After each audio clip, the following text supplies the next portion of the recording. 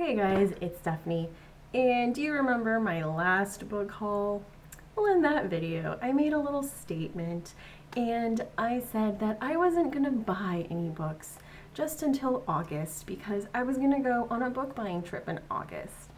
And I think you all should have known right then that that was a filthy lie straight from the pit because I can't help myself.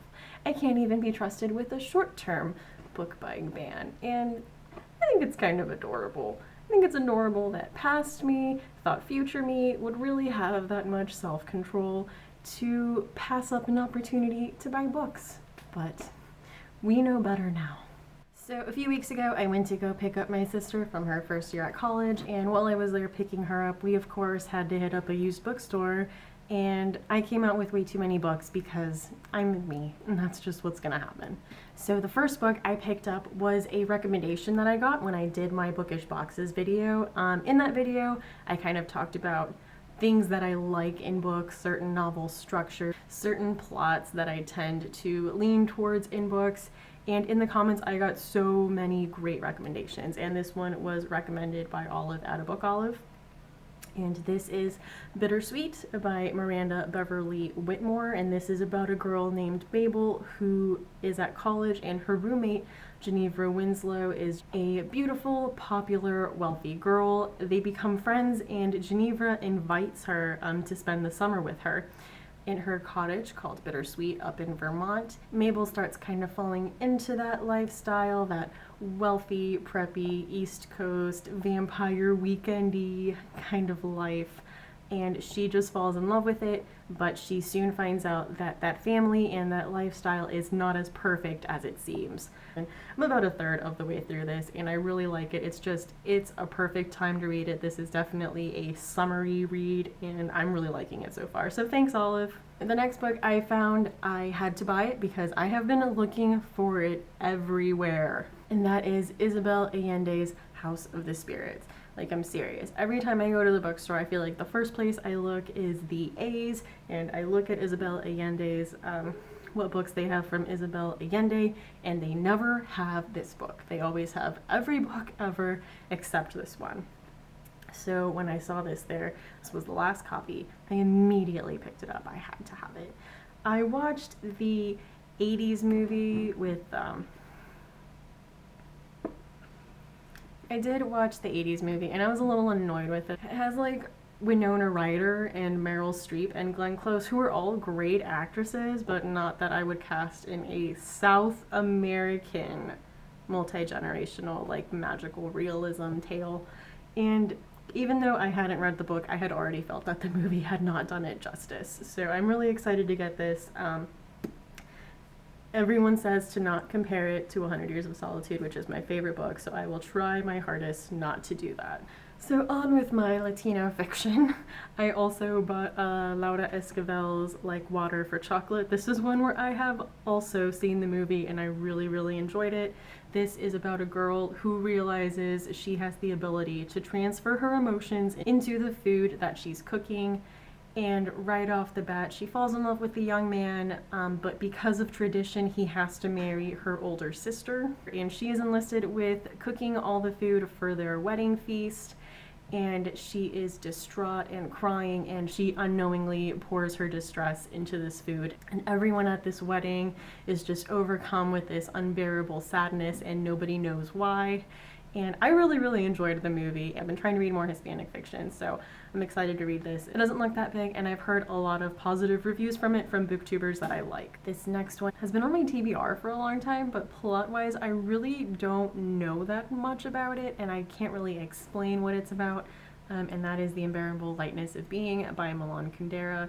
So other than the fact that it is Czech fiction, I think it's historical fiction, and I know it's about two couples, and I know the plot kind of revolves around, I want to say, one of Nietzsche's philosophies, but correct me if I'm wrong because I'm not 100% sure. I just know it kind of revolves around a philosophy. I don't want to say existentialism, maybe it is. So I have heard a lot from this book, and I thought it was time that I read it for myself. I've been wanting to read more just diverse fiction in general, and so I picked up. I had seen this on Goodreads and was really intrigued by the plot and wanted to read it. So this is The Space Between Us by Thridi Umrigar, and this takes place in India, and it is about two women, one who is a wealthy housewife and one who is her servant, and about their relationship and the contrast between the worlds that they live in and the titular space between them. So there are similarities and differences. This seemed really interesting, and I'm trying not to say that I'm excited to read this about every book, but I am excited to read this. So this next book is one I have been meaning to read forever, and I don't know why it's taking me this long to read it, and that is Toni Morrison's Beloved. Also recently I commented on one of Crystal's videos. I think she talked about the books that influenced her the most. There was a Toni Morrison book there, and she mentioned that she thought I would really enjoy Toni Morrison's writing. So it is a little more reassuring when you have a personal recommendation from someone that says I think you personally would really enjoy this, aside from this being, I feel like, a quintessential novel, that this is one of those books that is on almost every list of books that everyone should read. So that was really reassuring, and I am looking forward to getting into it. So I recently finished reading Karen Russell's Swamplandia, and I enjoyed the writing and the quirkiness of it, and more than one person has told me to check out her short stories. So of course I was really excited when in the clearance section I found Vampires in the Lemon Grove by Karen Russell.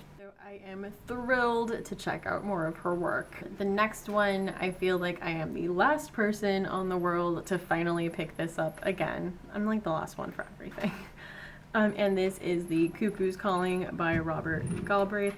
And we know now that this is J.K. Rowling's pen name for this Cormoran Strike series. I have heard really great things about this series, and I absolutely love detective stories and murder mysteries, so I don't know how this can go wrong for me. I also picked up Arundhati Roy, The God of Small Things. When I add a book to my TBR, I always check to see what the people I am friends with on Goodreads thought of it, and let me say, the ratings for this are absolutely all over the place, but I know that Ashley over at Climb the Stacks really enjoyed this book. So I know this is the winner of the Booker Prize. I'm going to try to just go into this with an open mind, just because I should try to go into everything with an open mind, but considering how crazy everyone's opinion on this book is, I'm just gonna read it.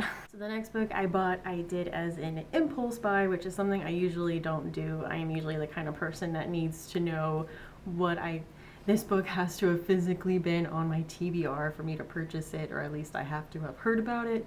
But this one I had heard of the author, and that seemed to be good enough for me at the point because it was on sale. This is Sarah Addison Allen's Lost Lake. And for my birthday, Kate Howe sent me a few books, and one of them was Peach Keeper by Sarah Addison Allen, which I haven't gotten around to reading yet. But since it is magical realism, I thought that would be good just for the sake of escapism, because a few of these, I feel like most of these are pretty heavy reads. So it's nice to have something like this just in between, just to kind of decompress after all the heavy emotional reading, and magical realism I feel is always good for that. And the last one I got in anticipation for a group buddy read I am doing with Michael from Knowledge Lost and Hillary from Your Robot Friend. I think we're doing in September, and we are reading Dr. Zhivago by Boris Pasternak. Even though Michael does not approve of these translators, they are Richard Pavir and Larissa Volokonsky.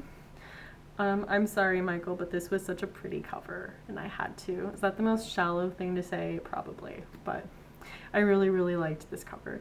I have always wanted to read this book because it's one of my dad's favorite movies, and I had watched it a few times growing up, and I also really liked it. So I am excited to get into this Russian epic.